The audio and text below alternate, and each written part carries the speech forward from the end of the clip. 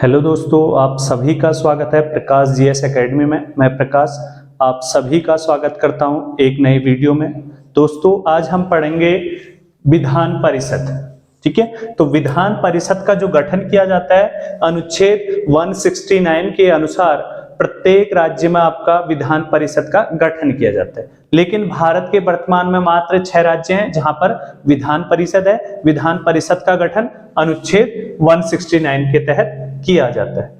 Next बात कर रखी है कि विधान परिषद में जिन जिन राज्यों में आपकी विधान परिषद है वहां सदस्यों की संख्या अधिकतम कितनी हो सकती है। तो वहां सदस्यों की अधिकतम संख्या उस राज्य में जो विधानसभा सदस्य हैं उनका 1/3 हो सकती है। जैसे हम बात करें उत्तर प्रदेश की बात करें तो उत्तर प्रदेश में आपके 403 विधायक हैं और वहां पर अधिक से अधिक वर्तमान में वहां पर विधान परिषद के सदस्यों की संख्या 99 है, लेकिन अधिक से अधिक कितनी हो सकती है। तो इसका 1/3, तो 3 से, ठीक है, 3 एकम 3, 3 तिया 9, ठीक है, 3 चौको 12, लगभग आपका 134 सदस्य वहां पर हो सकते हैं विधान परिषद में।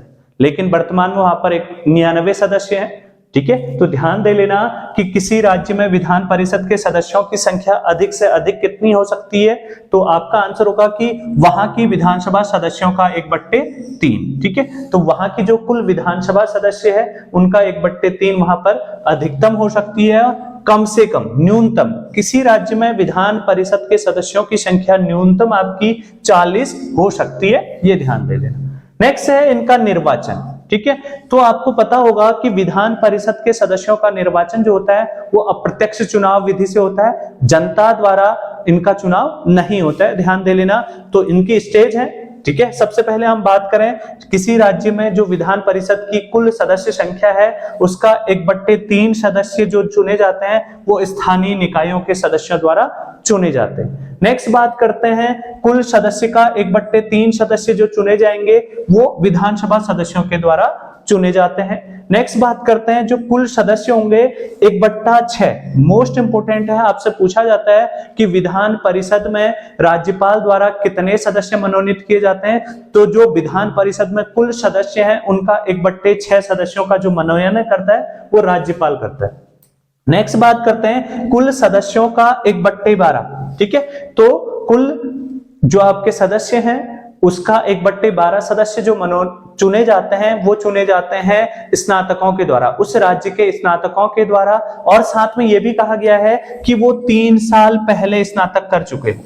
ठीक है, तो ध्यान दे लेना कि उन्हें स्नातक किए हुए, ठीक है, ग्रेजुएट हो और 3 साल पहले उन्होंने ग्रेजुएशन कर लिया हो, वो भी आपका विधान परिषद के चुनाव में भाग लेते हैं। बहुत बार आपसे पूछा भी जाता है कि स्नातकों के द्वारा किस चुनाव में भाग लिया जाता है, तो आपका आंसर होगा विधान परिषद के चुनाव में भाग लिया जाता है। नेक्स्ट बात करते हैं कुल सदस्य संख्या का 1/12 सदस्य सरकारी अध्यापक। ठीक है, तो ध्यान दे लेना सरकारी अध्यापकों के द्वारा भी विधान परिषद के सदस्य चुने जाते हैं। कुल सदस्य संख्या का 1/12 और 3 साल पहले एक कंडीशन की दी हुई है कि जो सरकारी अध्यापक होगा वो 3 साल पहले से आपका सरकारी सेवाएं दे रहा होगा, वही भाग लेगा। यदि कोई आपका अध्यापक उसी समय अपना ज्वाइनिंग लिया रहता है तो वो विधान परिषद के चुनाव में भाग नहीं लेगा। नेक्स्ट बात करते हैं विधान परिषद। ठीक है, तो विधान परिषद जैसे कि मैं आपको पढ़ा रहा हूं, मैंने आपको बताया था केंद्र के संदर्भ में, आजकल हम पढ़ रहे हैं राज्य के संदर्भ में। जिस प्रकार से आपका राज्यसभा है उसी प्रकार से कुछ राज्यों में आपका विधान परिषद है। जिस प्रकार से मैंने आपको कहा था कि राज्यसभा को स्थायी सदन कहा जाता है, उसी प्रकार से आपका विधान परिषद भी स्थायी सदन है। इसके सदस्यों का जो कार्यकाल होता है वो 6 वर्ष का होता है और प्रत्येक 2 वर्ष के बाद 1/3 सदस्य आपके अवकाश ग्रहण कर लेते हैं। जिस प्रकार से मैंने आपको बताया था कि प्रत्येक 2 वर्ष के बाद आपका चुनाव होता है राज्यसभा का, उसी प्रकार से विधान परिषद का भी प्रत्येक 2 वर्ष के बाद चुनाव होता है।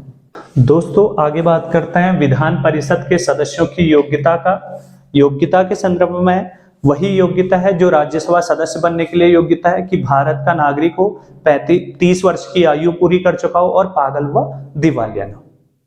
तो दोस्तों, वीडियो अच्छी लगी तो मेरे चैनल को लाइक करें, शेयर करें, सब्सक्राइब करें। Thanks for watching.